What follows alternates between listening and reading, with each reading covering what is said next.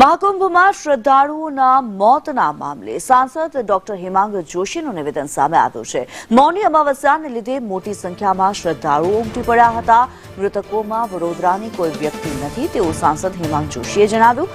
વડોદરા ભાજપના ઘણા કાર્યકરો કુંભમાં હાજર છે અને હાલ કોઈને ઈજા કે મૃત્યુ થયાના કોઈપણ પ્રકારના સમાચાર ન હોવાની જાણકારી ડોક્ટર હેમાંગ જોશીએ આપી છે।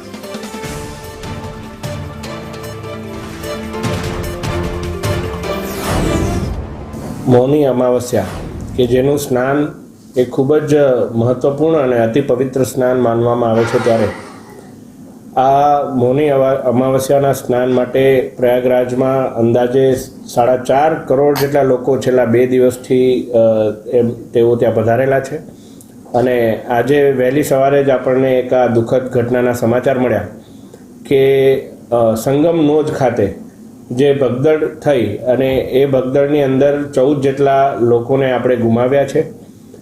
આ ભગદડ એ એક બેરિકેડ તૂટવાથી જે ભાગદોડ મચી એને કારણે આ ઘટના બની અને આ ઘટનાના બાદ ઘણા બધા પ્રયાગરાજના જે એડમિનિસ્ટ્રેશન છે એના દ્વારા પણ પગલાં લેવામાં આવ્યા છે। સ્થાનિક ત્યાં સુરક્ષા બળ પણ તૈનાત કરવામાં આવ્યું છે, અમુક રસ્તાઓ ખુલ્લા પણ કરવામાં આવ્યા છે અને માનનીય વડાપ્રધાનશ્રી, માનનીય કેન્દ્રીય ગૃહમંત્રીશ્રી એમનું પણ ત્યાં સતત નજર છે અને ઉત્તર પ્રદેશના મુખ્યમંત્રીશ્રીએ પણ પોતે પોતાનું નિવેદન આપ્યું છે કે સૌએ સંયમ બનાવીને રાખવાનો છે।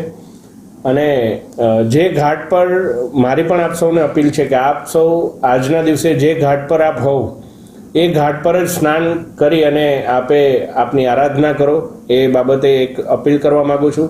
સદનસીબે અત્યાર સુધી જે 14 લોકોના સમાચાર આપણી પાસે મળ્યા છે અથવા જે ઘાયલ વ્યક્તિઓના સમાચાર આપણી પાસે મળ્યા છે એમાં વડોદરાનું કોઈ પણ નાગરિકના સમાચાર આપણને પ્રાપ્ત થયા નથી। વડોદરાથી અમારા ભારતીય જનતા પાર્ટીના પણ ઘણા પ્રતિનિધિઓ ત્યાં હાજર છે, એમને પણ અમે સંપર્ક કરેલ, તેઓ પણ ક્ષેમકુશળ છે, એમને કશું કોઈ પ્રકારની તકલીફ થઈ નથી। પરંતુ એક મારી અપીલ છે કે આપ સૌ આ દિવસે જે ઘાટ પર આપને અનુકૂળતા રહેતી હોય નજીકના ઘાટ પર જ સ્નાન કરી અને જે ઉત્તર પ્રદેશ પ્રશાસનની સૂચના છે કે સંગમ નોજ પર હમણાં જવાનું ટાળો, તો આ સૂચનાનું આપણે સૌ પાલન કરી અને એમને સહયોગ આપીએ એવી હું વિનંતી કરું છું।